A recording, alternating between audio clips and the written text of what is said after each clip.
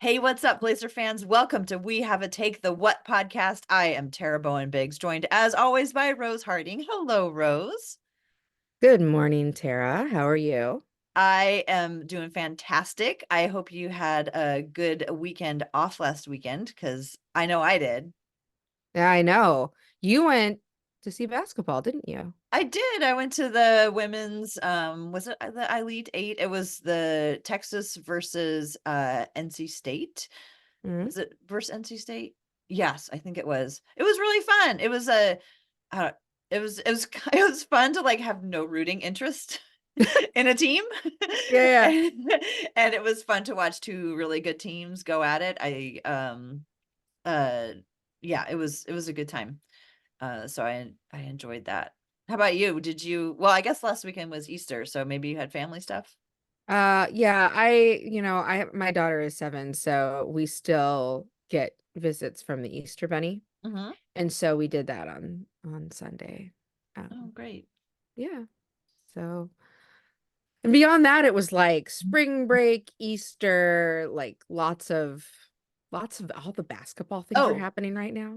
and the weather Oh, I last know. weekend. I mean, how could we be talking about anything besides the amazing spring weather? That Well, I was, was going to oh, be talking about gorgeous. the amazing spring allergies, but yes, the Oh, weather yeah. too. Yeah. Sorry, I forgot about that. Yeah, Oh, it's okay. but boy, it sure is nice to look out the window and see the sun shining. Yes, it is. It is. I have enjoyed the sun. I've enjoyed taking nice walks with my dog in the sun. All of a sudden, like my neighborhood is busier, like Mhm. people, it's like they stay indoors more when it's like cloudy and raining. And now all of a sudden, all these neighbors that I haven't seen all winter like popping out and they're like, "Hey, Mhm. how's it going?" And I'm like, "Oh, you still live here. Yay." Awesome. Well, so before we got on the podcast, we talked about potentially a pretty dramatic change to our regular formatting. Yes. Uh, and we talked about doing our takes first at the beginning of the show so we don't have to wait all the way to the end. Yeah. Should we give it a try? Yes. Okay, Yes. just trying to live up to our name. Yes. Because we have takes and we for a while didn't have any. We didn't like have this section at all. And then we added at the end. And I do like the idea of bringing it to the top because that is who we are. We have takes and we should start with them. So Tara, Yes. what's your take? Okay, when I look at the potential of starting takes at the beginning of the podcast, I have like a million. And as you know, usually when we do it at the end, I have no idea. And that's because I usually like sprinkle my takes throughout the podcast. So now I'm like, which one do I start with? I have so many that I could potentially be going out. But I am gonna go with something that I've been mulling on a lot this week, and that I believe the Blazers are gonna have a terrible record again next year. Okay. I know. I Okay. know. I know. So Okay. is this take self-defense? Is it self-care? Is it setting myself up? Or is it logical? And my logic comes from the fact that I really think the Blazers, the saying 2 years away from 2 years away. Well, they're almost Yeah. at the end of being they're almost to being 1 year away from 2 years away. So what all this is to say that they're a long way. And if you've been tanking for 3 years and in the fourth year they have the best and deepest draft potentially of, for a really long time, why would you stop? You know what I mean? It's Yeah. like why do this for 3 years and then like go for it in the fourth year when at the end of that fourth year your lottery pick might be the most valuable of all 4 years, no matter what number it is. I don't know. I don't know the answer to that, Tara. I I'm bummed you're asking me this question though. Well, I think like part of it's self-preservation too, because like, we always do that thing where it's like, oh, we put all the strings and the stuff on the bulletin board and make it all like, okay, if all this stuff, comes out perfectly, they could be a lot better. And that's because it's happened in the past. there's that famous season where they were going to get 26 wins and instead they got 41 because they got Damian Lillard and Damian Lillard was ready for prime time. Right. Yeah. And so we keep going back to that, like maybe that can happen again. And I'm trying to just be realistic, protect my heart. And what I would love to see next year is the thing I think that's been hardest the last couple of years is that we have all of these we spent half the season debating on whether these perfectly fit veterans should be playing and going, oh, Malcolm Brogdon's getting too many minutes. Jeremy Grant's getting too many minutes. And well, all these guys are getting too many minutes. And then our rookies aren't getting enough. Our young guys aren't getting enough minutes. And then suddenly everybody becomes injured.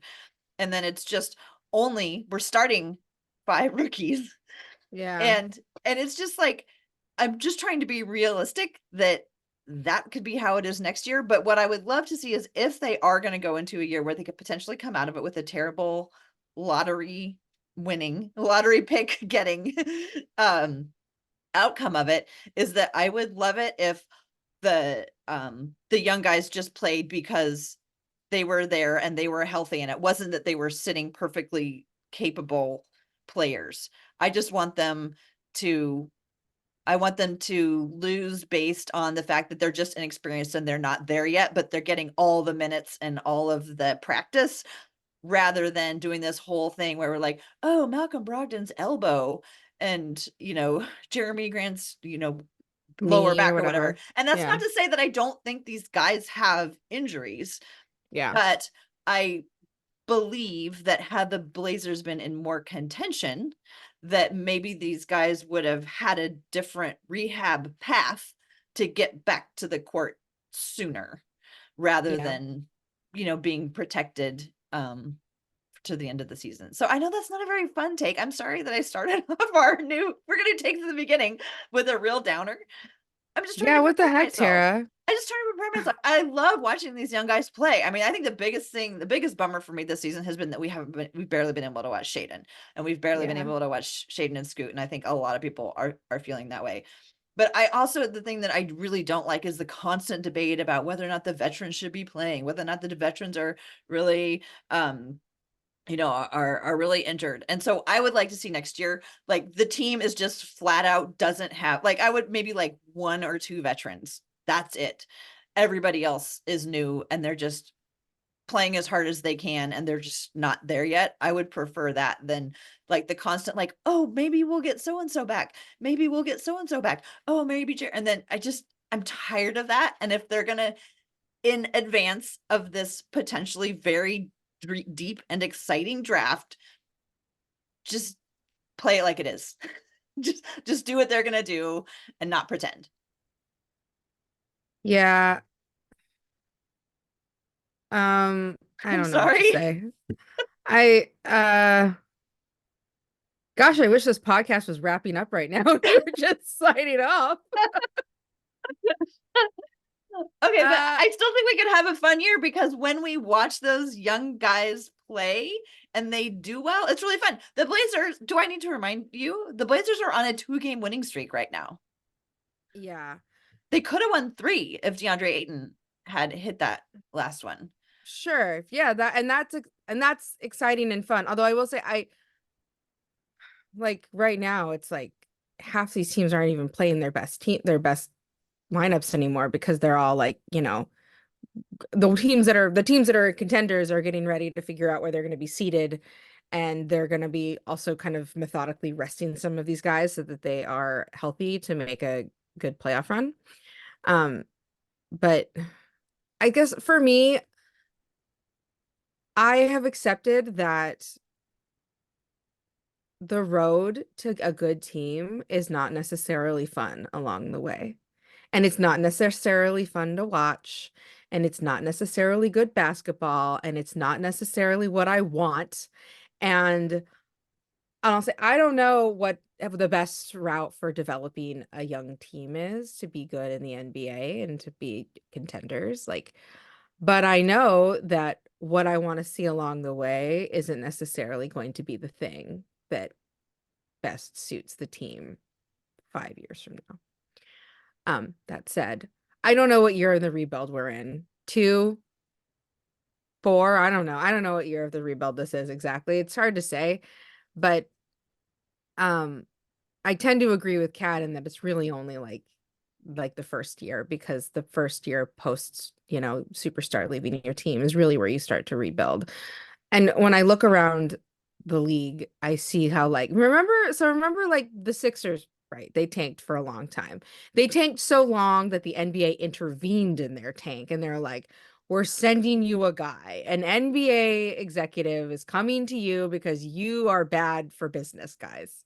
And that was like, I forget what year that was for the Sixers, but it was like, I don't know how many years they tanked, 7, 8. They tanked a lot of years where they were so terrible for so long. So year 4 of like of having like a lottery pick, like, I don't know, like, you're right, why stop now? But also, like, are you gonna really like, you must not think that you found the guy if you're going to be tanking again. No, Like, like, okay. I think Scoot is 2 years, almost 1 year away from being 2 years away. Like, I think Scoot in 4 years is going to be an outstanding point guard and floor general and, be able to be the leader on this team. I mhm. don't think that they need to tank for 4 more years. I'm just saying, give it 1 more year. You've given it 3 years, give it 1 more year, because at the end of this year, they're going to have this great thing. And by then they will have like enough of a core that they can see where they're going to go. When I think back on some of these teams that epically tanked for years, I think about how they like kept doing it because they didn't know if they had the guys yet. And most of those guys that they drafted moved on. They didn't stay where they were, where they were. And so I feel like the reason to continue to tank is because you feel like you haven't found your guy yet. Like Oklahoma City, they found their guy and then they built around him. And I mean, I think they got incredibly lucky that they found like not just one, but like two guys, but like Or they found their three. guys. Yeah. And then they built around them. And at a certain point, like, so, like a lot of the guys that we have that we're getting through drafts or trades or whatever, like they go away because you find the guys and everyone else around them gets moved to fit these guys that you have. So if you don't think you've found like the guys through the draft yet, then yeah, I guess you go ahead and lose some more and go for the deep draft. But like if you think you have your guys, like at a certain point, what is value in a draft if it doesn't bring value to your team that you see is desperately needed at the time? Because like you're not building toward the most valuable team of all time. You're building toward a team that you think is the team that can contend. And so I don't know, like it feels a little bit like chasing stock to me. And so Mhm. I don't know for sure if they think that they found their guys or not. I don't know for sure like what they think, which of these guys think like they think are going to be like pieces for the future, and which of these guys are like developing into assets to create like opportunities to bring the guys of the future to like fit around your core or whatever. Like I don't know any of that. I don't like talking about players like that, and I don't like thinking about it like that. But like I don't know, like I don't know if you how long teams tank. Like Yeah, I I mean, don't know either. theoretically, I just think next year I'm preparing for another year with a terrible record. And if they're going to do that, I would rather have a terrible record on the fact that we have a bunch of young, inexperienced players playing rather than we're sitting capable veterans. yeah, I think I can agree with that. I don't want it to go on longer. I mean, every year I don't want it to go on longer. I'm just looking at the writing on the wall. And I just think it would be like, I don't know. Maybe Cronin's job would be in a worse position if he doesn't get to the playoffs next year. I don't know. That's what I'm preparing for, and that's my take. This is what happens when we Okay. start off with Yeah. takes. What's your Yeah. take, Rose? Yeah. Well, okay. I want one more thing I want to say on that before we move on. At a certain point, if you think that Shaden is your guy, Shaden is one of your guys, one of your core guys, like the rent comes due on a player like Shaden when you have to decide what to do with him if you're still tanking. And do you pay him without him ever actually seeing if he can win? And I think that that's always kind of like a tough position for GMs. So like, you know, like eventually if you have guys that you've had on your team for like 2, 3 years and you think they're part of the core, but you still continue to tank to find more pieces for your core, like you better be really certain that those are the guys because you might end up paying them and they're not. And then you're stuck sitting on a guy who makes too much money that actually can't help your team win. So like I always think about that when it's time for teams to like kind of think about those cycles because like those rookie scale contracts are like roughly all like the same. Like those first round rookie scale contracts are roughly all the same. Like you have to figure out what you're going to do with them. Like a lot, you know, a lot of times they have like a like or they have like team options in their last year, and most teams like take those or whatever. But Hmm. like after that, then you have to decide, are we really going to pay him for real Hmm. and how much and what's Hmm. the market for him going to be like, and will he want to stay with us if we're still tanking? Hmm. Um. Anyway, uh, okay, here's my take. This is my take, Tara. I don't want to do this like this next week. This sucks. Um, Sorry. All my uh, tanks, I think, would have taken us down a dark path. yeah, but then I usually get to like log off and then like go pound a cup of coffee and cry about it a little bit. Um, my take is that as I was looking, I so we're gonna talk about two players today. I spent a lot of time reading about Ashton Hagans, and what I want to say about my experience reading about Ashton Hagans and some of the other players that we have covered this year is that in terms of draft scouting reports, comps suck and I hate them. I don't like comparing college players to pro players for the sake of making it easy to think about what kind of a player he might be. Because these are like a lot of the times these are like kids, they're not done growing, they're not done developing their game, obviously. A lot of them are 18 years old, like 19 years old. Like it's wild to me that we decide that guys are like comps to other players in a rapidly changing game. You know, like we saw how like Wemby this year, like there's no comp to Wemby. Like, come Mm-mm. on, be serious about that. And I was reading about Ashton Hagans, and I'll say ahead of what I'll share about Ashton Hagans is that Ashton Hagans comp like that I saw several times reading about his um draft scouting reports is that his comp was Patrick Beverly. Mm. I don't know about Interesting. you, but I don't see any Patrick Beverly when I see him play. Because he's a defensive minded point guard, which yeah, I guess you could say that's true about Patrick Beverly, but that's not I mean, I just don't think about that when I think about Patrick Beverly, and I don't see Patrick Beverly's game really in Ashton Hagen's game, and I just think that comps are stupid and I don't want them. I want players to have the opportunity to grow other skills and not have organizations think of them a certain way or what they should or shouldn't be, and I don't know. I just think comps are dumb. I think that's where like I've seen people talking more about archetypes. So you can say a player of this archetype, who does these types of things, and that would avoid having to like compare them directly to other players. They could say, a defense first point guard with limited shooting but defensive playmaking capabilities. And they could say that's the archetype. And they could say players who fall into that archetype are like Patrick Beverly, whatever. Um, and so then there would at least be like something in between comparing players directly to each other. It would be just saying if your team is looking for this type of a Yeah. player, this is like the archetype for that. I don't know. I don't get all the nuances as much, but maybe that would be more helpful than just direct player comparisons. Yeah, yeah, maybe something like that. It's just it always feels very silly to me especially when we see like this like basketball changes a lot. The style of play changes like right under your feet. Like think about the league that like LeBron came into, but LeBron, like I mean, and everyone wants to talk about how old LeBron is all the time, but like he came into a very different game. Like and then it changed under his feet and he's like maybe the magic of his game is that his style still works in the NBA. And I don't know, like I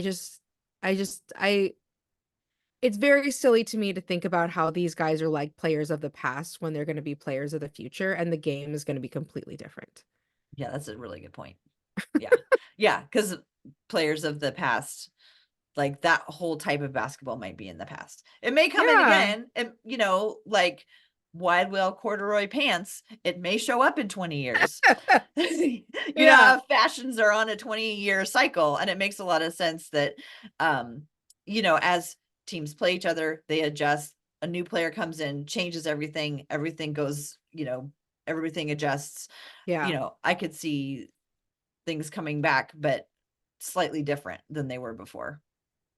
Yeah. Like the 3-point shooting center used to be such a novel thing. And then every center that shot 3-pointers for a certain while was just compared to like the first few guys to do it. Mm-hmm. No matter what else was in their game, they always thought of them as a stretch like 5 center, and it was always felt novel and whatever. And now like everyone's jacking threes. Like every center jacks a couple of threes now. Like, and it's I mean, maybe not every, but like a lot of them. More than half of the centers I feel like the NBA now have taken a few threes just to Mm-hmm. throw them up.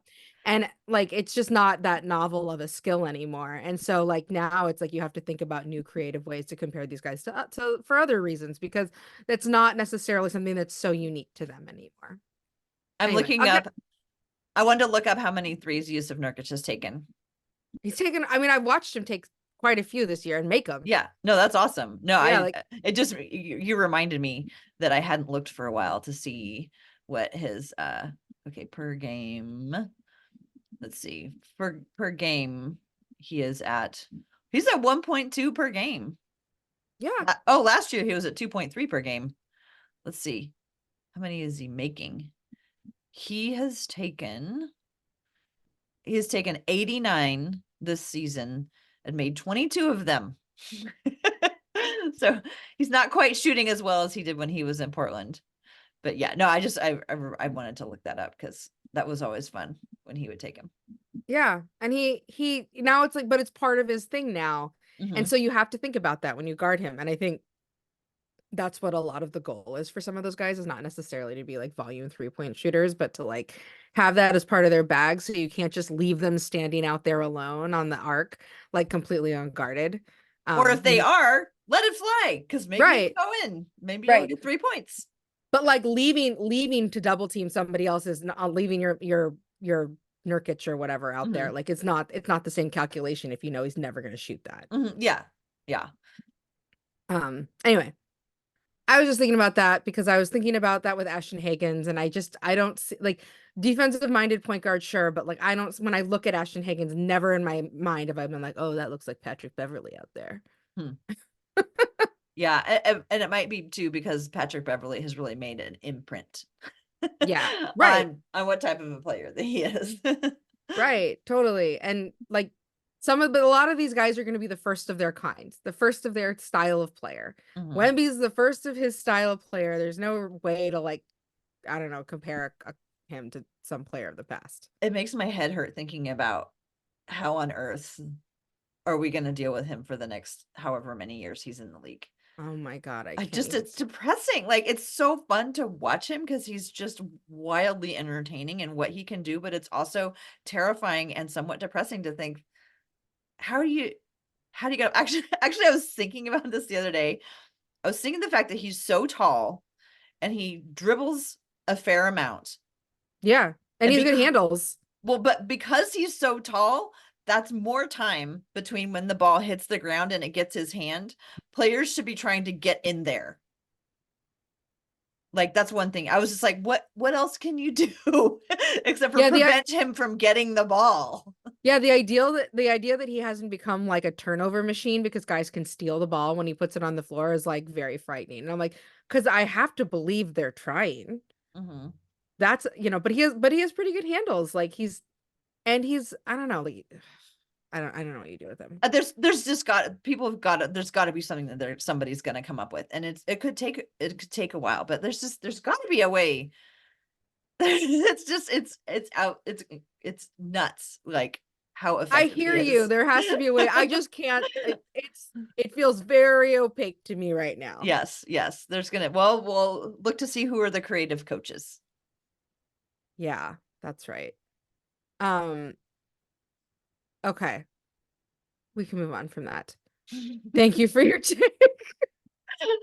I can tell you loved it. Um, I want to talk about Ashton Hagans. We're here today to talk about two Blazers, Ashton Hagans and Dalano Banton, and I want to tell you about Ashton Hagans. I don't know Um, anything about him, so I'm anxious to hear what you find out, what you have to say. yeah. So Ashton Hagans was born July 8th, 1999 in Cartersville, Georgia. He is uh born and raised in Georgia. He has four siblings, India, Byron, Amar, Imani, I believe are their names.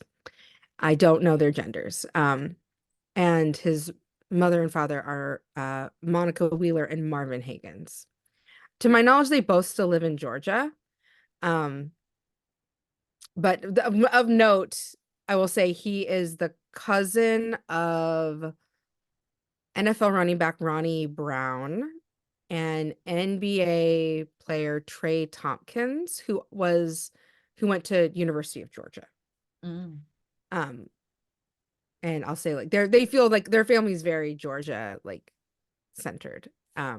He went to Newton High School, and he originally committed to University of Georgia to play basketball, but he decommitted like I don't even know. It seems like it was like maybe just a few months later, after it was clear that the head coach there was going to lose this job. Oh yeah. Okay.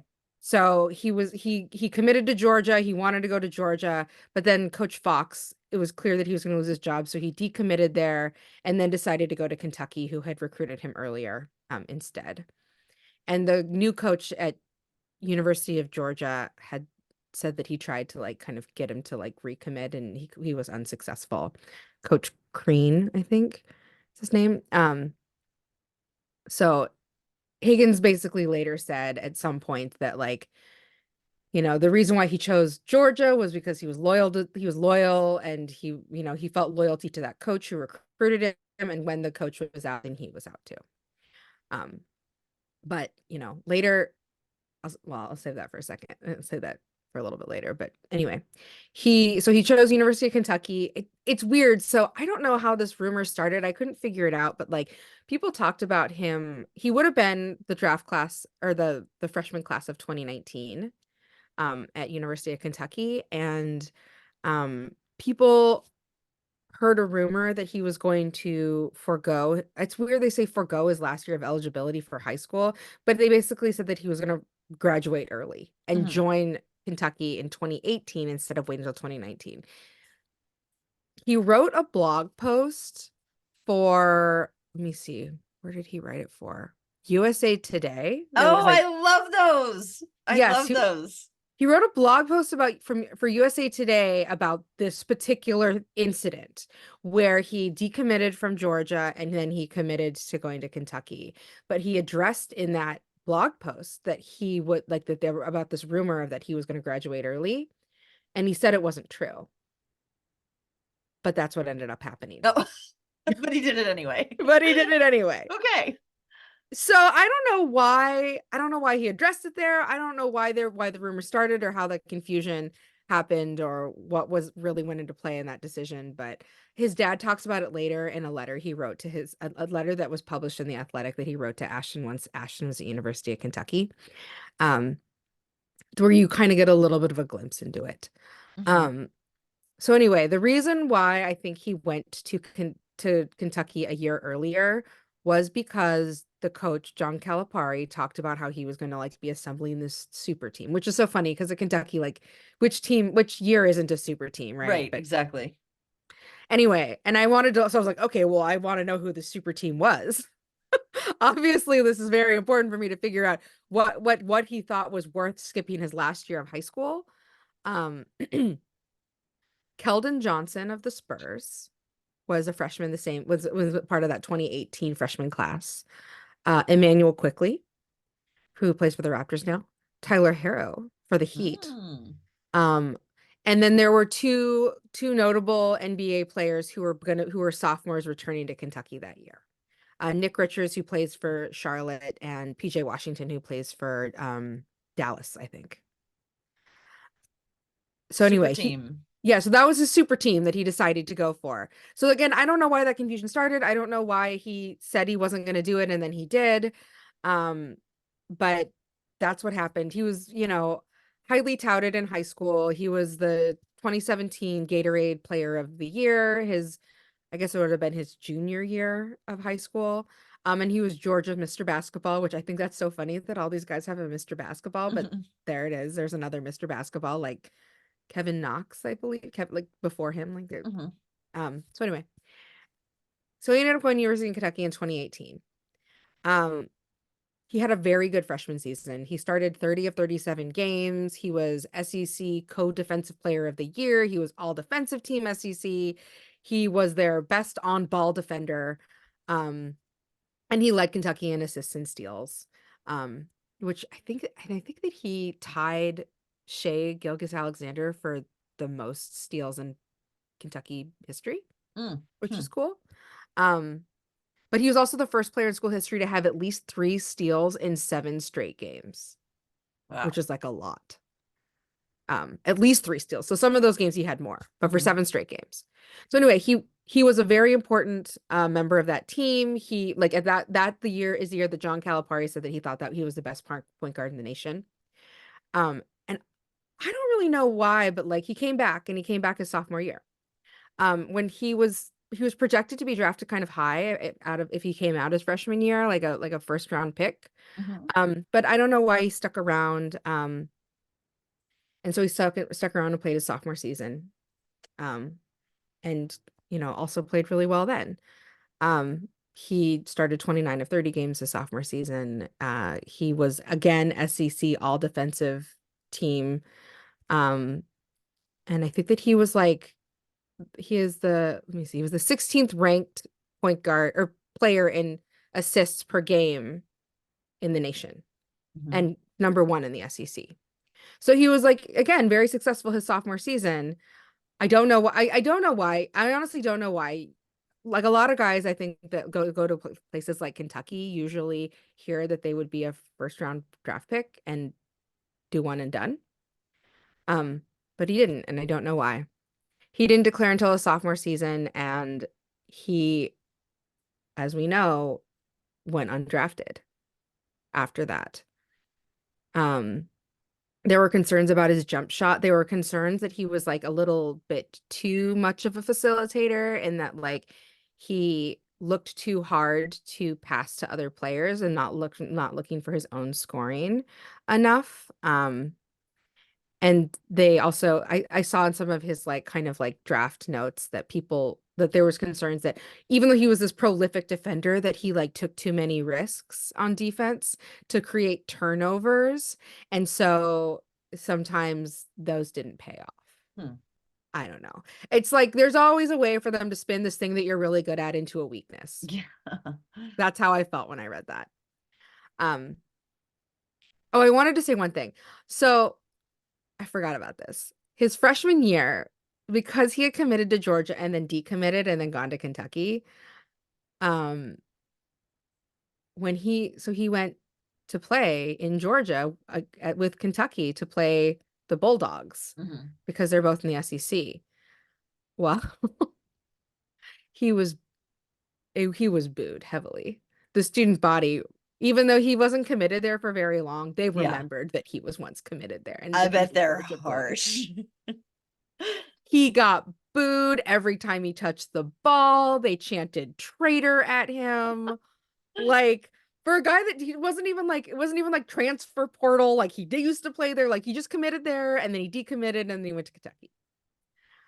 Um, he started kind of shaky that game because I think that kind of like it kind of I don't know, it maybe rattled him a little bit, but then he went on to have a really great game and he had a career best 23 points in that game and they won by like 20 points or whatever. But I just thought that was really interesting that like he never actually played for them. I mean, he was from Georgia. Yeah. So maybe people like felt like he should have some loyalty to Georgia, like the state, but he never actually played there. He wasn't like a guy who entered the transfer portal and went somewhere else. Like he just um Well, Kevin Love, I don't think ever even committed to Oregon at any point at all, but he was roundly not appreciated by Oregon. Yeah, that's true. That's true. But it goes to show you that, like, fan bases never forget. Committed fan bases do not forget. I think, yeah. No, they do not forget. So anyway, I just thought that was a funny little like tidbit because like that shows up in the NBA, it shows up in college, it shows up everywhere. And if you commit somewhere and decommit, like someone's gonna remember that forever whenever they see your face. Um, okay, so he committed to the draft in 2020, which again was a weird year, right? Because hmm that was the year that like there was lockdown, and I don't even was there even a combine that year? I don't know, but the draft was definitely postponed. Yes. So he went into that and I was like, what? Like, I wonder if he like if I think about if I'm him, I'm like, if I like could do it all again, do I regret not going out my freshman year when I was like projected to be a first round draft pick? But I mean, obviously, there's no way to know that there's a pandemic around the corner and like half of the stuff in the world is going to stop like Yeah. going as usual. But oh, like what a hard year to like to like come out, I guess. When there was just as good of a reason for you to come out the year prior. So anyway, he went undrafted that year. He signed a two-way with Minnesota after he went undrafted, and he like I think like just a couple of months in, or like no, because it must have been like February. Um, he was one of five players who was suspended without pay when he was on assignment with the Iowa Wolves. So that's their G League team. um, because they violated COVID protocols. Uh-oh. And Did he go out? well, so I don't know exactly what happened. I don't know what happened hmm for sure. Um, but I know that he was suspended without pay for 2 games and then like a couple days later released. So Oh, they wow. waived him. Yeah, they waived him after that. Which is and he was the only two-way player. So there was five guys that got in trouble with the Iowa Wolves, but he was the only two-way player. So it hmm cost him a lot. Um, Gosh, man, he's had a rough road, and it's not like his decisions were questionable or anything, but like he made the wrong ones. You know what I mean? Like, I mean, with the coming out, like if he was projected to go first round and he's like, no, I'm gonna go back and like, like, oh, what a bummer decision. Like not necessarily saying it was wrong. He probably had good reasons to do it, but ooh, that did not work out well yeah. for him. And then he made this other poor decision to break the COVID protocols, but it turned out extra bad for him. Yeah, there's like yeah. A lot of his decisions have really hurt him. And not necessarily because he knew that they would hurt him quite so Yeah. badly, but like they have hurt him for sure in his career due to like sometimes circumstances out of your control. hmm Although I don't think maybe the COVID protocol, depending on what it was, like hmm maybe was just a bad decision and he didn't realize that it would lead to something that was so devastating. So anyway, he was waived then on February 13th, 2021, and then he didn't play again the rest of that season. He was supposed to play with the Raptors during summer league that summer, but he was injured. But he did sign with them at the beginning of the season, like like right like that early beginning of the season deal where they pick him up and then they waived him, and then he went and played with the Raptors 905. Um, that said, I don't know exactly what happened there, but that didn't work out because in November, um, I guess November 2022, he signed with the Fort Wayne Mad Ants. Okay. So he went from One G two-way League team to. player to two-way player to G League and then to another G League team. Mhm. He was waived 4 days later after signing with them. And then he signed with the Greensboro Swarm like shortly after that. Which he had a really great first game and he had a triple double with them with 22 assists, which is wild. Oh my God. Yeah. And so he Wow. he played really well, like that was his first game with the Greensboro Swarm. But it's so weird because you see like this pattern of this guy who's never found a home and never had consistent amount of playing due to like sometimes like poor circumstances out of his control and sometimes based on a crappy decision that he made. So anyway, that was in the like in 2022, and then October 2023 is when he signed with the Blazers. And if you remember at the beginning of this season, we actually did the thing that like the Raptors did with him, where we signed him at the beginning of the season, then waived him, and then he joined the remix. Mhm. And I believe with the Blazers, I'm pretty sure this is what it said, is that he was signed and waived the same day. And I don't know what the like why you do that. Somebody who's an expert in G League stuff needs to explain to me why they would do that. But there must be some reason why teams sign a guy to waive him, Mhm. knowing that they aren't probably going to keep him on their main roster. And if that helps them get to their G League team easier, I don't really know. But that's what happened. He was signed and waived the same day by the Blazers, and then he joined the remix like I don't know, like a month later. Mhm. He got his first 10 day in February, and he went back to the remix on February 18th. And then like a couple days later, like 5 days later, he signed with the Blazers on a two-way. But it's just really weird. It's like you seem like this guy who's like really been inconsistent. He has not found a home. I think that like there's a lot of rules around like the G League also that don't make sense to me exactly, like why he was signing here and then they didn't exactly release him, but then he was signing in a different team at a different time. I know that like at some point in the season the rosters can kind of be mixed up. But I don't know the mechanisms for around that. I just know that he's like bounced from team to team to team with like playing pretty well in some cases along the way, but never really finding like his home. It was he so the first his first season in the NBA would have been 2020, 2021. Mm-hmm. And that was the season where he played for Minnesota and then got cut and then didn't play for the rest. And then the following season he played with the Raptors The Raptors. 905. Yep. Okay, I think he may have overlapped on the Raptors 905 with Delano Banton.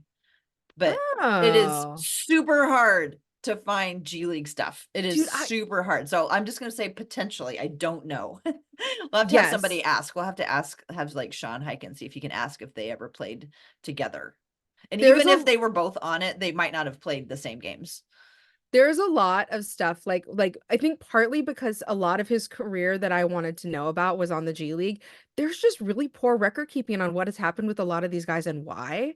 And so like this telling that I have for you of like where he was is like that's the most I can really figure out about his Mhm. career in the G League beyond like what I like I don't know, which is like very much like where the trans when the transactions took place, but like not necessarily a lot about what happened with him on that team because it's hard to look up stats for some of Yeah. these things unless there was like some reason to mention it in another article. Like it's very hard to know what his career has looked like because so much of it has happened with um the G League. And Mhm. one of the things that I will say that I didn't quite think about that makes a lot of sense to me is that one, he hasn't had a really great opportunity to like develop with the team long term. So it's hard to know what kind of a player he could be. And also, he came out of high school a year early, so he's a year younger than you would think for his like where he is in his career. Like I think Mhm. he's only 24. Yeah, there's a bunch of guys on the team that are the same age. They were all born in 99. Was he born in Yeah. 99? Yeah, he's born in Yeah. 99 and he's only 24, but like for the number of places that he's been up till Mhm. now, he seems like he could be a lot older. But he's not. He's Mhm. 24. Like, like what is it? Like Damian Lillard was like 24 when he got to us. Like, but I don't know. Like it's interesting to see these guys or he was I guess he was 23. Dame Mhm. must have been 23 when he got here. But like, like a lot of these guys have these interesting careers that you'd think that you'd think that they're older because of how much experience they have. Mhm. Um, but they're not. He came out early. He did 2 years of college, but he did 2 years of college and he also was a year young. So really he's still right on that like age schedule that you'd expect a guy from Kentucky to be on. And then he bounced around a few years and also I will say also like he bounced around a few years on G League teams, but it was also during the pandemic. Mhm. So like there was I think that his team, I think he might have. So his year that he was with Minnesota, like I think that they were supposed to be going, they had a bubble. Didn't the G League have a bubble that year? They did their own I bubble. think they did do their own bubble. I Yeah, don't and I remember think where it that's was. Atlanta, maybe? I don't know. They had Mhm. a bubble. But like you either got into the bubble or you didn't, because not all the teams were playing, I believe, in the bubble. Um, Mhm. And so like a lot of these guys have had their development interrupted by pandemic. Mhm. And it's just also like another like example of how many different ways guys can find their way into the NBA or Mm, come close. So we have on the Blazers right now, Delano, Anthony, Justin, Moses, and Ashton are all 24. wow. And those guys pretty much have all had different paths Yeah. to the NBA. Yeah. Very different paths. That's wild. Mhm. I want to share you one little tidbit that was like my favorite thing that I read about him. Um, and it's from a letter that was written by his dad that was published in The Athletic. And The Athletic did this series where they had like parents speak with reporters and talk about their children. These college players speak to their parents to talk about their children and then use that like kind of information from that to help the parent craft a letter to their child who Okay. was playing college basketball. So his dad wrote him one. The first one of the series was Ashton Hagans' dad, Marvin, writing him a letter at Kentucky. And he talks about what it was like for him to grow up and, see his son like become more independent, more motivated to achieve his dream. And he tells this little story about him that I feel like says a lot about a point guard, I guess, Okay. especially a point guard that's a pass first point guard. He says, "You are in sixth grade, I think, and they put a special needs boy on your rec league team. A lot of kids are mean, and most basketball players are selfish, but my son is neither. You put that boy right under the basket and told him, 'Stand right here and I'll get it to you.' Watching how hard you worked making sure that that kid got a bucket was crazy, and it made me so proud. We knew we had a caring child that day and every day. People used to marvel at the way you treated the last guy on the bench like a fellow five-star, the way you sacrificed so many chances to score that so that someone else could." And I Oh. just feel like that's a really nice story to tell about a guy who ended up being a really great passing point guard. Mhm. But he also kind of uses the story to jump off and say, but also don't like be a little bit more selfish sometimes and look for your own shots. We got the nice story out of the way. Okay, go Yeah. get yours. Yes. Yes. Um, but like when I look back at where he debuted with the Swarm with 22 assists, I'm like, that's a guy who's looking to help other guys score. Yeah. I mean, that's an important thing to be able to do. Yeah. I'm So trying. I hope that he finds, I mean, he's clearly been consistent with us this year and he got promoted to the two-way. I really hope that he gets a good opportunity because I'll be honest, like it's hard to know what kind of player a guy can be if they don't have something that's more consistent. Mhm. He hasn't been had a chance to consistently develop with a team for longer than a year, like since college. So Yeah. anyway, Yeah, it's so interesting how many different ways there are to get into the NBA or get close to getting into the NBA, yeah, like you just know? knocking on the door. Yeah. You're like, hello, I'm here. Are you ready for me? No, not Yeah. yet. Okay. I wonder if the reason that he played on so many G League teams in that one year, if that was the bubble, do you think that was the bubble year? So Or no, that would have been, 2021 was the bubble year, I believe. No, is it well, 2020 was the I think bubble year? 2020, well, would it have been in, okay, well, this is exciting podcasting. Well, we'll look it up and figure if Yeah, yeah. it's worth talking about later. But I'm wondering if like, if it was that year, if that's why he like bounced around between many different teams, because once they had the players in the bubble, like if one team did, if it was easier to pass them from one to move from one team to another, when like once you're already in, if this team doesn't need you anymore, if somebody else picks you up, and that's because I don't know how common moving between G League teams is. Yeah, and I don't know again why like it's clear that there are some mechanisms at play here when these guys are signing guys and then like teams are signing guys and then immediately waiving them. There's something that like there's obviously something going on there, but I don't know the nuance of that. And so I would like refer to some G League expert on how why you would sign why the Blazers would sign Ashton Hagans on this and then waive him like later that day. Hmm. Yeah, I wonder if you're right, if it gives them some sort of Prior. ability to prioritize getting him over other teams being able to sign him to their G League teams. Yeah, it's just really interesting because I saw it for him that happened twice. It happened with the Raptors and the Raptors 905, and it happened with us in the remix. So, Hmm. um, it's just interesting to see how that all happens, and also like, like, but then sometimes you can freely just sign him. Like he went and signed with the Fort Wayne Mad Ants and then went to the Greensboro Swarm shortly after, and like he largely, it seems like, controlled his own destiny there, and I don't know why. I don't know why any of that works that way. I guess we'll learn more about the G League as the years go by and we get more familiar with having one of those teams right here in our own backyard. Yep, that's right. Is Oh, he? Oh, go ahead. I want to say he also did play football at one point. He played football, like he had to choose between football and basketball, and I think he was a running back like his cousin. But he ended up choosing basketball over football, and that's the rest is history. But I think his dad says in his letter to him that he could have easily seen him being a two sport guy if he hadn't been forced to choose.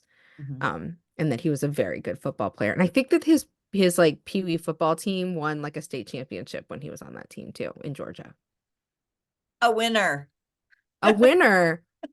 Well, I mean, there's been a lot of nights where, like, where would the Blazers have been this season without Ashton Hagans to play point guard because otherwise they didn't have anybody, due to injuries or just not having anybody to come in off the bench. Um, he's certainly fun to watch play. And Yeah. I know that our friend Kat enjoys watching him on the remix. He's a fun time to watch. So I wish him all the luck in the world. He has been a very good defender. I've watched him play really tough defense, and it makes sense to me that he came up as a defensive player now when I think about the way that how confident he plays defense. Hmm. Like I remember watching him play and like he'll box out centers. Like he doesn't care. Like he's there to like take up space and like be disruptive.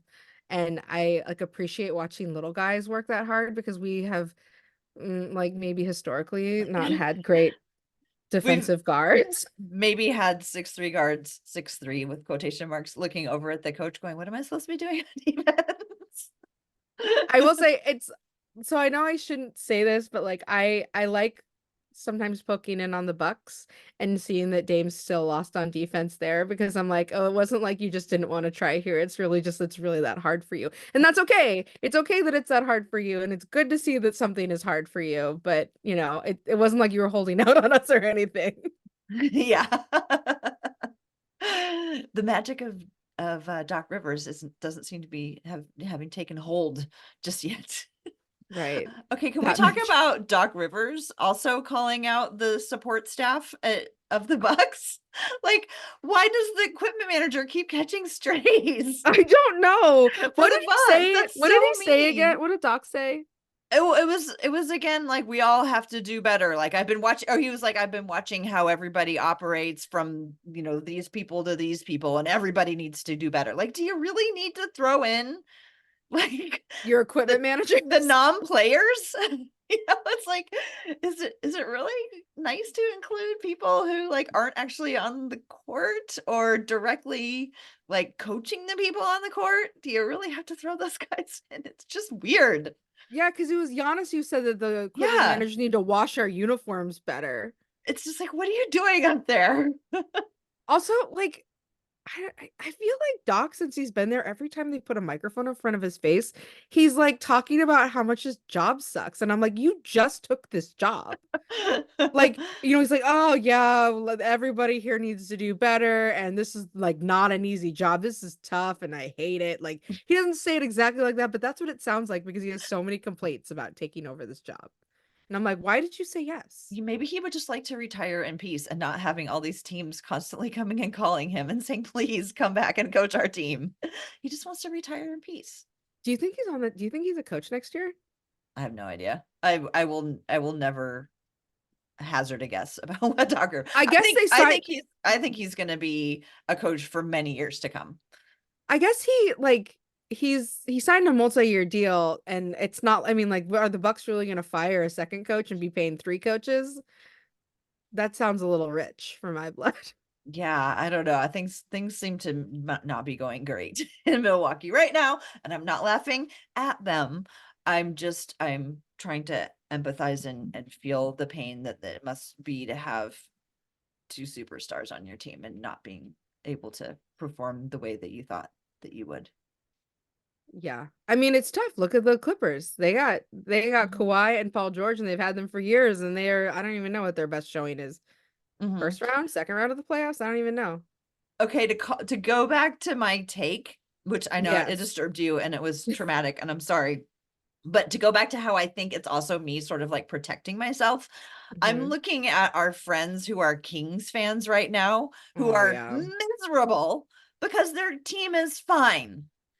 You know, it's just like once you have, that's another thing that scares me is once you have a tiny little bit of success, then it gets blown all out of proportion. And then everything after that that doesn't live up to that success is just like a crushing disappointment. So I also kind of am not prepared for the Blazers to like make this huge jump that is not really is indicative of how far they've actually progressed, because sometimes you can make a bigger jump than your actual progression, and I don't want them, our players, to be victim of like, oh, you guys are doing so well, why do you suck now? So maybe I'm also like just trying to like pre deal with that. Like if we don't have Yeah. any expectation, it's great having low expectations. I'm telling you, come with me to the land of low expectations. You'll be so much happier. I will say I that's a fair point about the Kings, and like when I look at the Kings, I have a little I like I the ghost of the former Blazers comes to me, and like the Stotts era former Blazers where I remember like when we had like a really great starting five and we also couldn't play defense. When Mhm. like as soon as your bench took over for us, it was like just don't blow too much of the Yeah. lead kind of a thing. And like it I don't know, like they have a better bench because they have a better sixth man than we ever really had, except for maybe when Mo Williams was a sixth man. But like That's when I taking it watched way back. yes, yes, yes, for sure. That For was sure. like But Dame's like second year, maybe. yes, but like that was a luxury to have like a competent point guard to come in and Mhm. like run your second unit. And that's what the Kings have right now. But then I watch them and like one guy goes down with an injury and it all falls apart. Mhm. And all of a sudden, 5 wins turned into losses because you have like the wrong injury at the wrong time. Mhm. And boy, what do I remember what that felt like with that team, because it felt like we were really good when we had our best foot forward, and anything that like messed up that best foot, it was devastating. Mhm. It's There's like, just no room for error. There's no room no, for anything to not go exactly as planned. no. And And I it remember, takes a long time to get to that. yeah. And you're like, we built for so long to be this thing. And it's like, and it has a fatal flaw if something goes wrong. So Yeah. I feel for Kings fans, and I'm still rooting for them. I want them to do well. I think that they have a really fun team. And also because they have like an aesthetically like appealing style of play, they're like good to watch. Mhm. But oh, like the ghost of the old Blazers are just Yeah. within me when I watch them play. Mhm. Yeah. I mean, so much about being a fan has nothing to do with the actual team. It just has to do with like managing your own expectations Yeah, totally. It's and being okay with it, or bring however you are with it. It's my MO to be okay with whatever. But that's not everybody's, and I understand. I can't relate, but I do understand. yeah. Whew. Okay, well, Okay. should we move on to Delano Banton? Yes, tell me Okay, about Dalano Banton. I know you're not going to be shocked by this. I love Delano Banton. I am so on board the Delano Banton hype train. Not necessarily because I think like he's the player that the Blazers need to like take him over the top, but just because he's absolutely delightful as far as I could tell. Everything I learned about him, I get these players. Al Farouk Aminu, Ben McLemore, Rondé Hollis Jefferson, these people that just like worm their way into my hearts. And I think that Delano Banton might be there. I had so much fun learning about him. he was a little harder to learn about than some of the people that I have talked about in the past before. So like I don't have my million pages of copious notes. I watched several videos, listened to interviews, podcasts, putting all of this stuff together, but it was a little bit harder to get just like the linear story on Dalano than it has been for other players. But I can tell you, another player born in 1999, his birthday is November 7th. I don't even know the name of his parents or siblings. I know that he's in interviews, he's mentioned his brother, he's mentioned his mother and father for sure, but they're just not named in some of like the top sources, where I usually get this information. When learning about him in interviews and articles, he definitely talked about his uncle and his grandmother a lot. And I think one of the important things to know about him is he was raised by an entire community. He was raised so he's from Canada. He's from Toronto in an area called Rexdale. And Rexdale is a community that has had a lot of negative press written about it being a dangerous place to live and a dangerous place to grow up. But also everything that I've read about it in my learning about Dalano Banton was, what a close community it is, how close everybody is, how vibrant of a community is, how diverse it is. And just people who are from Rexdale have a really strong feeling of being from Rexdale. That's like a really strong community identity, which Dalano really embraces. Super important to him that he is from Rexdale. Also super important to him, he was the first Canadian player drafted by Toronto or drafted by a Canadian team. Like huge. That's like he was in an interview, he was asked like, what was your welcome to NBA? This is his rookie season. He was asked, what was your welcome to NBA moment? And he said he hadn't really had any of those ones like where you're playing against LeBron and he does something like really embarrassing, but he said his welcome to the NBA moment, he said, was like the first time he stepped out onto his home court in Toronto and the crowd just like went wild, just like screaming for him. He goes, I think I got a little bit ahead of myself because I thought that was going to happen every time.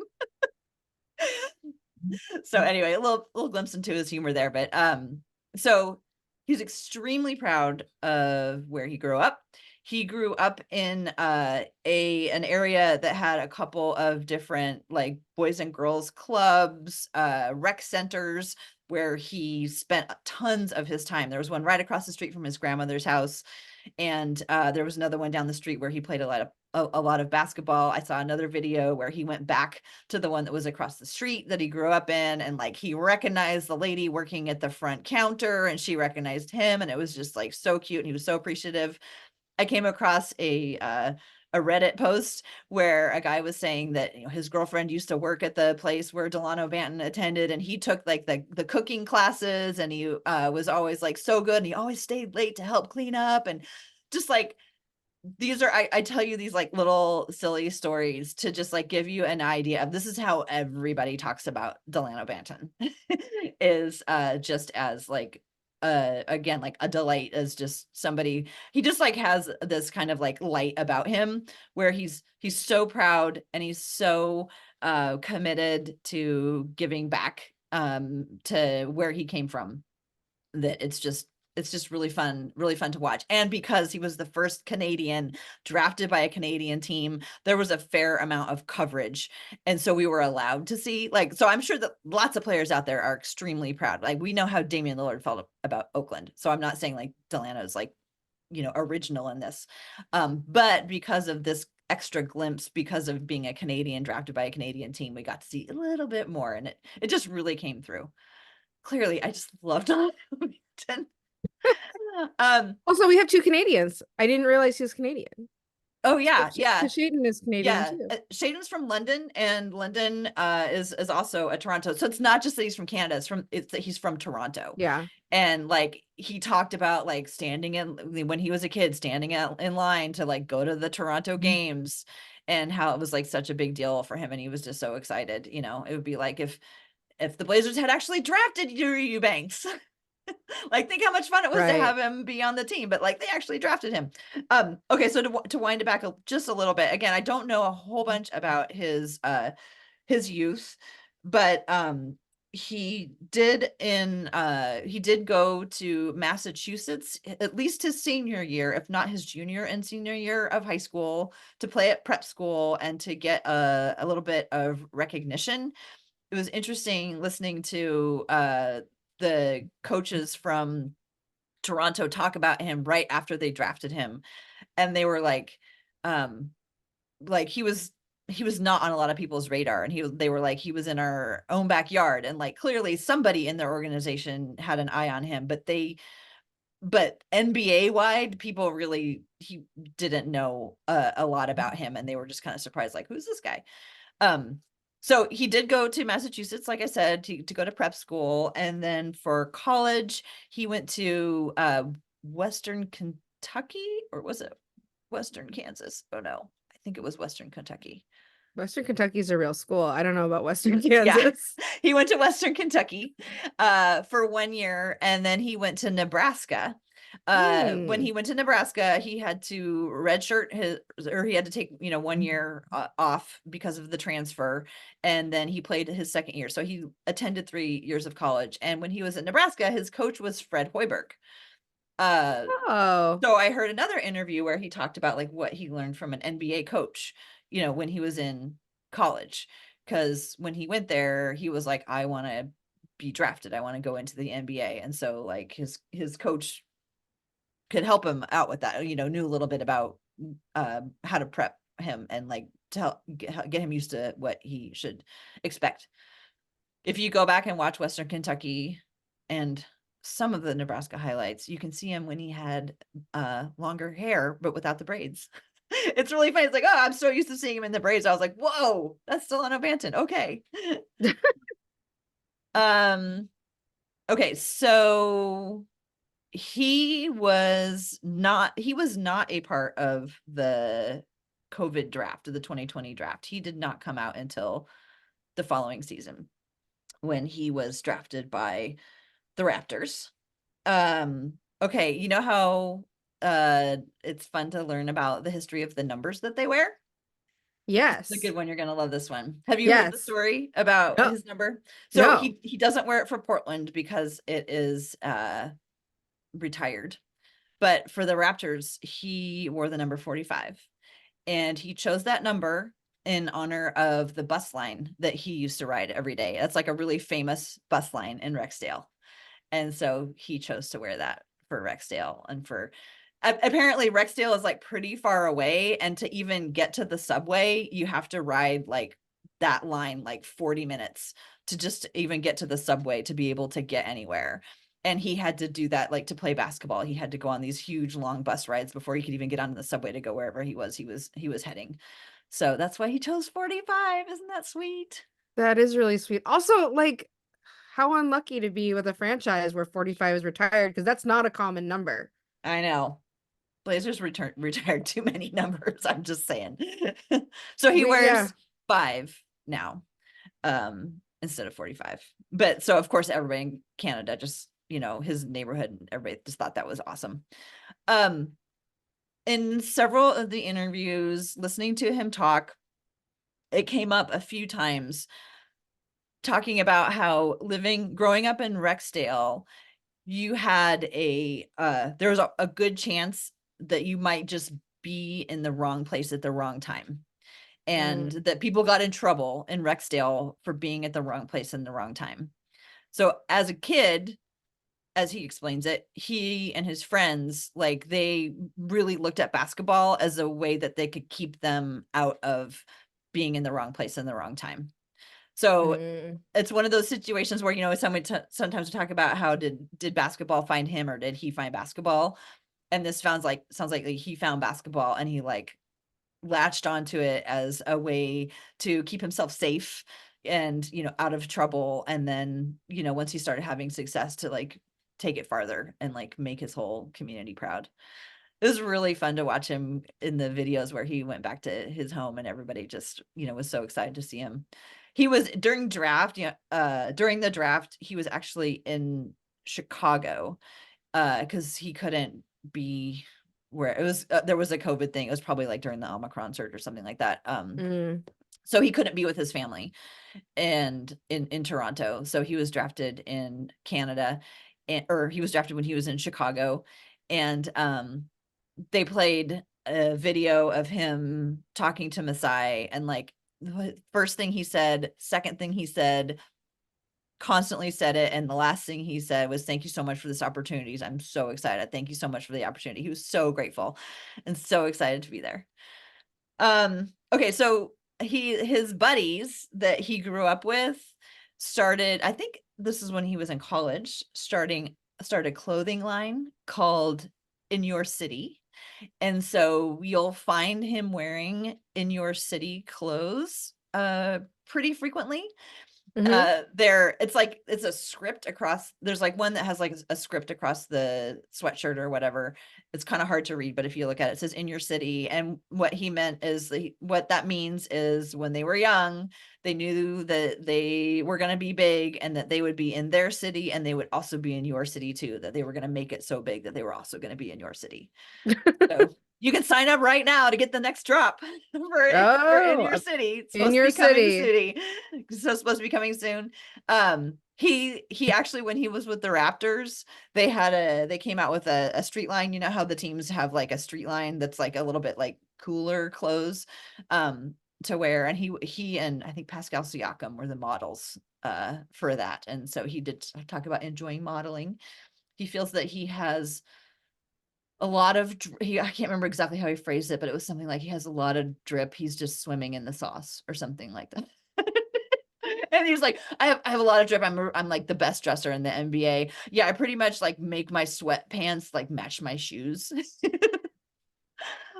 But he definitely does Oh, have a style. He likes to wear like skinny jeans and skinny sweats, tight fitted things. To like talk about the actual basketball aspects of him, one of the things I love about him is that he's like 6'8" or 6'9", depending on who you ask, when you ask him. But he's a point guard. He's really a point guard. Like they call him a wing. You know, he's listed as a point guard / small forward, but he's a point guard. Like, he's had the ball in his hands his whole life. He modeled his game after Rajon Rondo, which I thought was very interesting. Um, I don't know what aspects of it, so I couldn't ask him about that, but I thought that was interesting that he said that was who he modeled his game after. I love having a tall point guard. I know I've said that a million times, and I've probably yeah. tweeted it out 100 million times.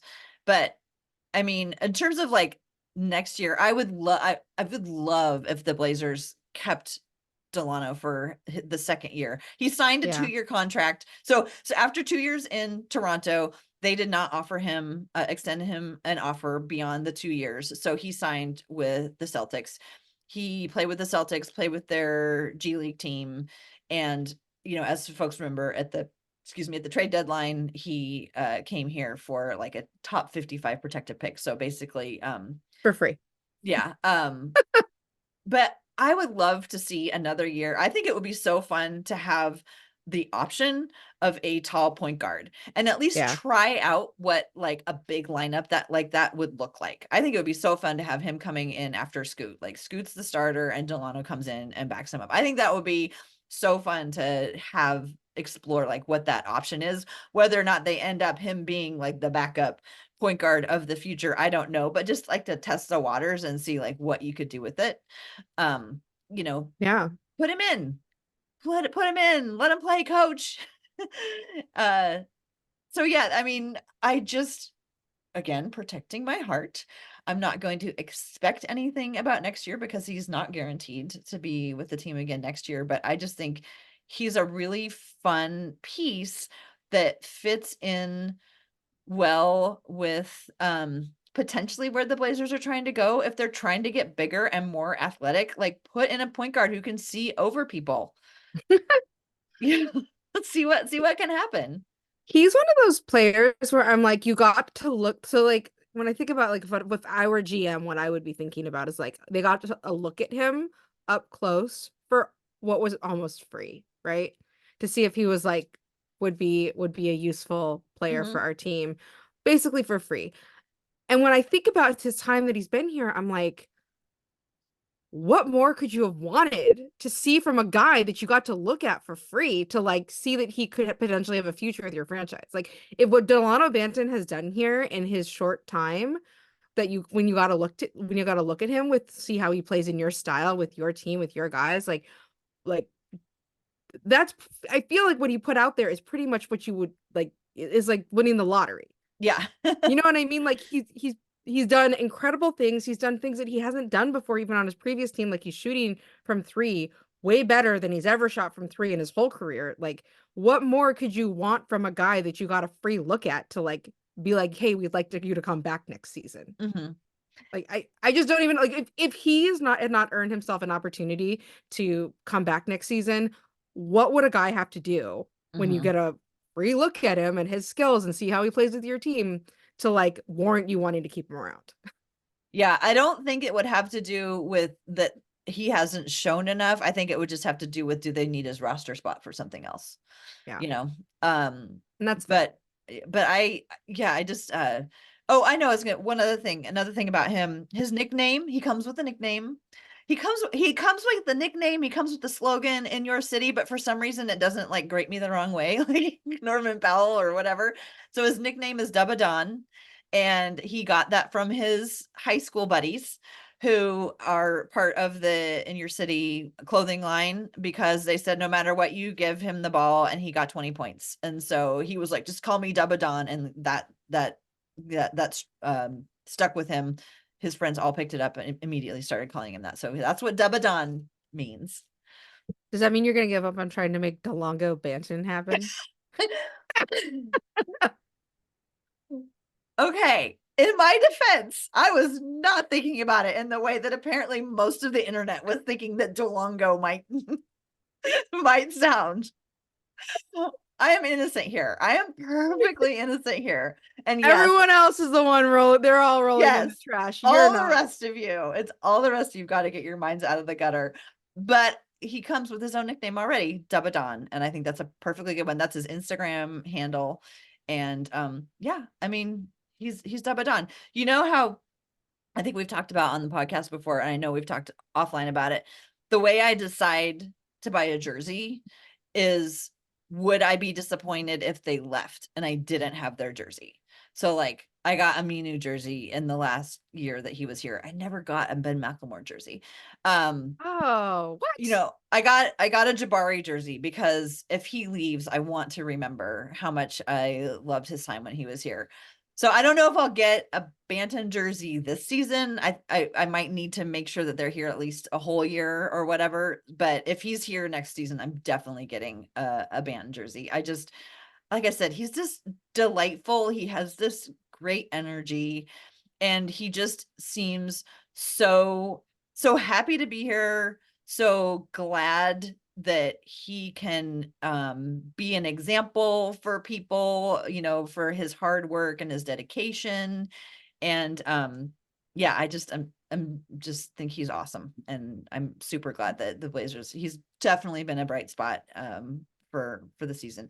The season, as depressing as it has been, has had a lot of fun and bright spots and guys who've stepped up in ways that we were not expecting at all, that I'm not mad at, you know.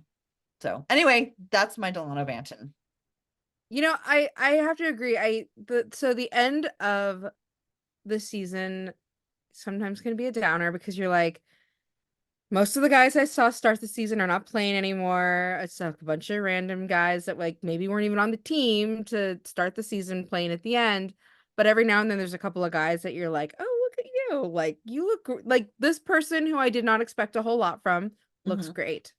And before that was Drew Eubanks. Hmm. And now this year it's Delano Banton. And I And love that for him. like WAP Wreath, we Oh were yeah, super, WAP. But he we had him from popped the in a beginning of the way. year. They've been Yeah, trying that's to make true. WAP happen the whole season. Yeah. Um, yeah, and can I just tell you, like this is not a knock on this player at all. It is just like a negative association I've built in my brain. Like I get depressed every time I see Justin Minaya check in because every time Justin Minaya is checking in, it's a horrible loss. Oh. And and I hate that that's like an association, but I'm like, oh, here comes Justin Minaya. Okay, they're calling, they're packing it in on this one, and I hate that. I hate that. And so I love to see like guys that are coming in, even though we may not be trying our best to win all the time, and like still doing fun and amazing stuff that's exciting. And no, maybe we don't get a win every time, but like, so a lot of these guys, like I think of it as a win to keep it close, like to Mhm. force other teams to play their best guys until the very end. Like when you're playing guys that are like, trying to secure their future and don't necessarily have a roster spot next year, like it's a win to force you know, like really good teams to play their best players until the very end and not bring in their like subs from the end of the bench. Like, Mhm.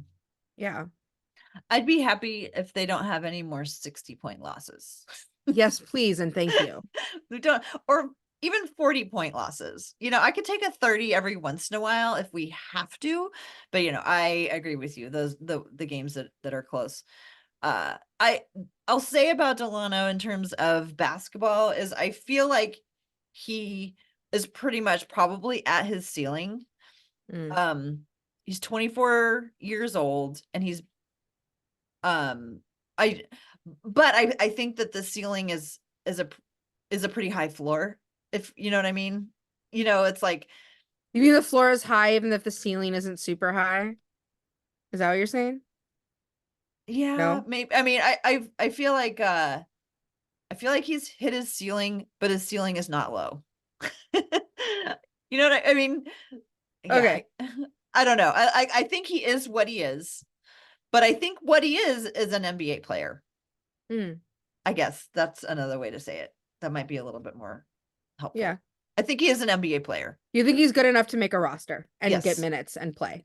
Yes. Yes. And I don't think that he's necessarily like, You don't think he's gonna be a starter? no, I don't think he's necessarily going to add a whole lot more. But I think that what he's got, if he can refine and just be consistent in what he's got, then yeah, I think that he's a rotation player.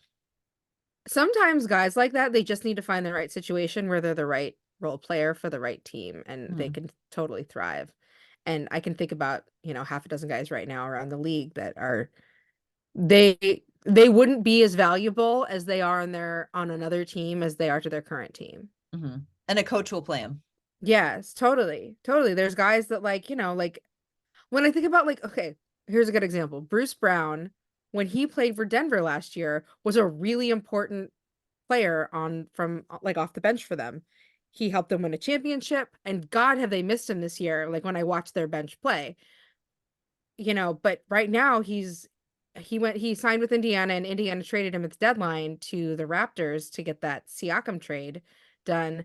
And he's a shadow of his value on the Raptors because the role isn't they're looking for something different, Mhm. and he doesn't have like the right role for him to fit into where he can really contribute and make that team better like he did in Denver.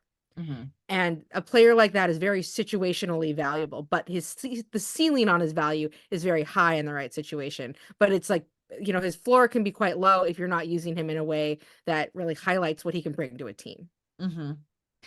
Yeah, I would hate to see them, throw Banton in and just have him be like a wing that's supposed to sit in the corner and shoot threes. You know what Yeah, I that's mean? Like nah. like don't do that. But think about how much fun a lineup of Banton, Chris Murray, Rion Rupert, Tamani Kamara, and like Wap Reith would be. Like throw it out there. And that's what I mean for like next season. Throw it out there.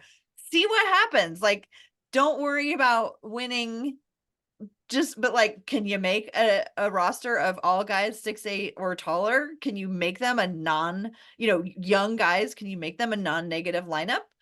Because you could really confound some people with it. Yeah, yeah.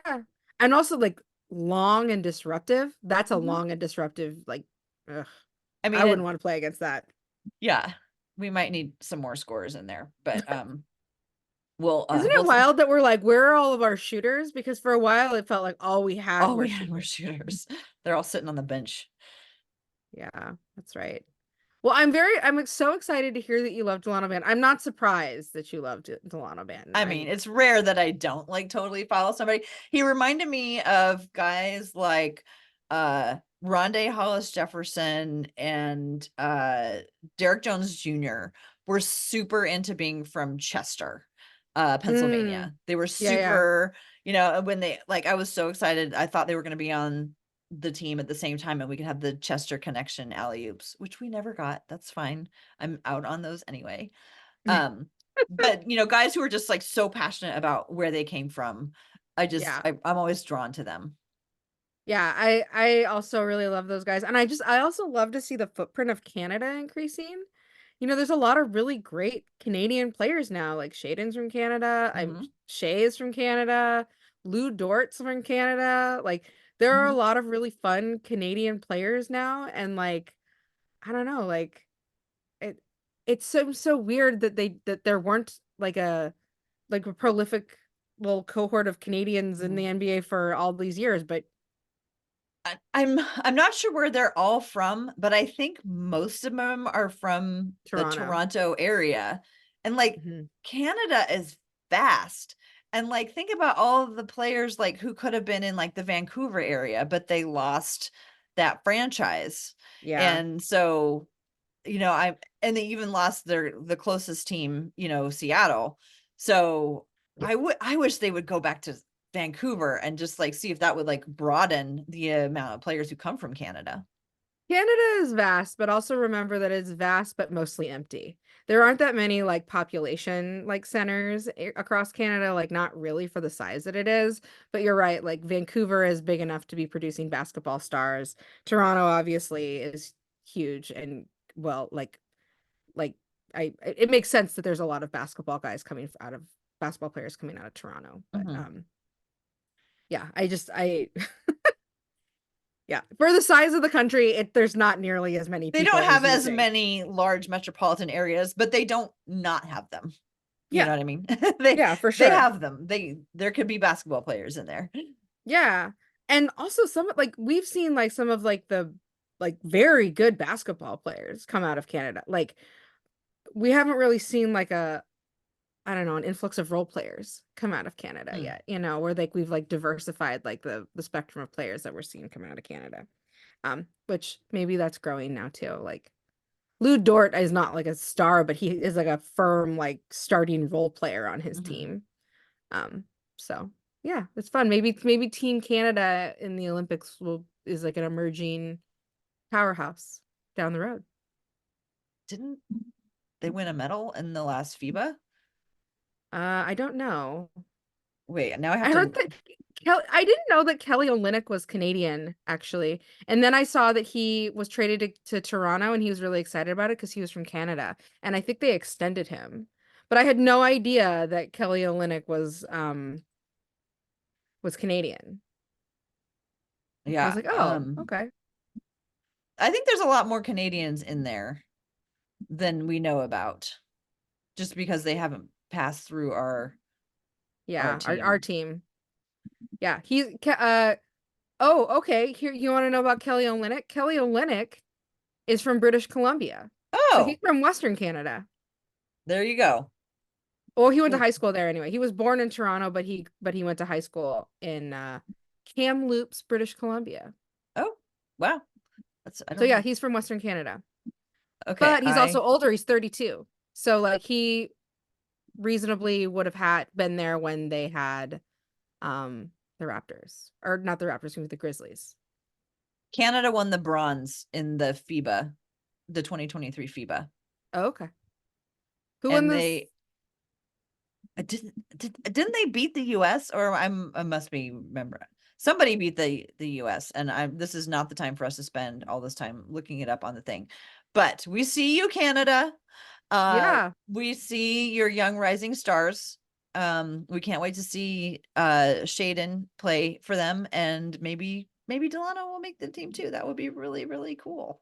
Yeah, I love the rise in international stars in the NBA. I think it's a really exciting shift. And then I like seeing the fans from other countries show out. When I went to see the Rockets game, I was sitting behind a bunch of because I saw the Blazers play the Rockets. I was sitting behind a bunch of Şengün fans. They were all with their like turkey flags and Mhm. um I don't know. It's nice to see like all the Serbian communities come out and support Nurkic when he comes through town. Yes, I that's always like, awesome. or excuse me, the Bosnian fans, excuse me, but the Serbians come out for Jokic. Mhm. But like yeah, it's always nice to see like those guys waving their flags and like getting pictures taken with those guys and stuff. Okay, so everybody who is yelling into their podcast listening device saying, "Of course you remember the Canadian national team beat the US national team for the third place game in the World Cup in 2023." Right. Okay, yeah. So yeah, Canada is on the map. That's great. We love that for They beat the Canada. US for that means the United States didn't even medal. And I thought that was the case, but I wanted to make sure that's what the case was. Well, I guess we can't do takes now because we did them at the beginning and I ruined everything with my downer take. So if No, it's anybody fine. continued to listen after my downer take, I'm sorry. I'm just trying to protect myself. It's fine. You have to do some self-care. We Yeah. all have to do some self-care.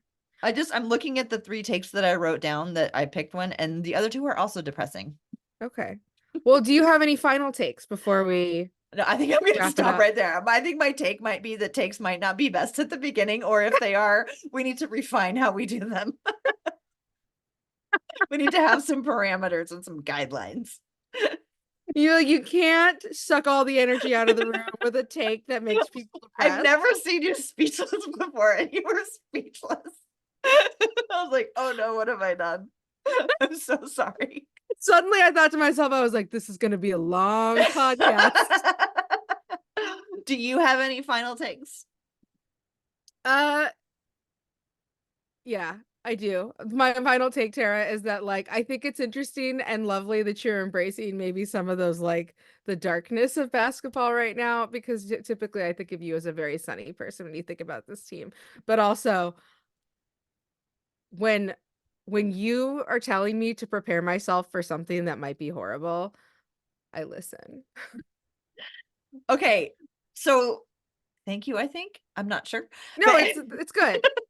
in my Twitter bio, it says relentlessly positive, somewhat optimistic. Hmm. And there's a reason. Because I can make anything work for me. Like I mean, look at the last 3 seasons. Like I can find positive things in there. I'm not necessarily optimistic about the direction that things are going, but I can certainly mine whatever is happening for the things that we can enjoy and Mm, take enjoyment from. So that's what that means. yeah. I I get it. And it's also like this is a weird timeline for us as a fandom right now. Like we find ourselves in a situation we haven't found ourselves in quite some time. Mhm. So, I think it's good to hunker down for the long haul psychologically and be just really like excited if for some reason it doesn't take as long as we thought. Um, Mhm. but yeah, I know that like there was a moment where you were like your take was like, "Oh, I'm built for tanking," and then But not. I don't think that this is necessarily contradictory to Yeah. that. The part that I don't like is healthy veterans sitting and us having to wait like, "Oh, is Jeremy Grant gonna come back? Is, so and so gonna come back?" That's the part that I don't enjoy. But I can, like I said, I can mine whatever's happening for germs of hope and enjoyment. Yeah. Even if it's painful. Yeah. And I think that that is a good mindset to have when you know that there might be a lot of losses in your team's future, is to be able to like mine for those like like the Josh Hart Barack Obama game. Like I will always remember that as a very positive thing, even though at that point in the season I was like, ooh, this is tough. Um, you find the positives, you look for guys that like make you really happy and players you see develop well. Do a breathe for me. Right You know, on. I'm really excited to see all these guys like do well, even if it's not here. And Mhm. I'm trying, that's actually maybe the hardest part for me in all of this, is to know that like we are not really committed to any of these guys except for maybe a handful that we know are part of the team's future. Mhm. But like getting really excited and attached to guys that I know that might not be here next season, like it hurts a little, right? And like not knowing if they'll be here or if they'll be anywhere. That's the other Mhm. thing. A lot of these guys I don't know if they'll be anywhere. And I'm like, "Oh, but you've earned the opportunity. Like you should be somewhere. And if you're not going to be here, I hope you're somewhere else that's good." And so, I try to like just hold that hope high, even Mhm. if they're not going to be like my guy on my team. Like I hope that you're someone's guy on someone else's team that's in the NBA. Mhm. Um, but yeah, uh, it's just harder because like I like to invest in guys for the long term, and then I want to be devastated when they leave, but I don't want to be devastated year after year after year Yeah. because they're all leaving. Like Yeah. that's no way to live. Like if Ed Davis left every year, I would just be in shambles. Oh, Ed. All right, we should wrap it up here because there is Yes. a women's basketball game to go watch. So, Rose, where can people find you on the internet should they want to follow your takes? You can follow me at Rose L. Harding on Twitter, on Instagram. You can find me in the We Have a Take Discord. Tara, where can people find you? You can find me at TCB Biggs on Twitter, and you can find the We Have a Take podcast at We Have a Take on Twitter. Thank you, everyone, for listening. We appreciate you so much, and go Blazers!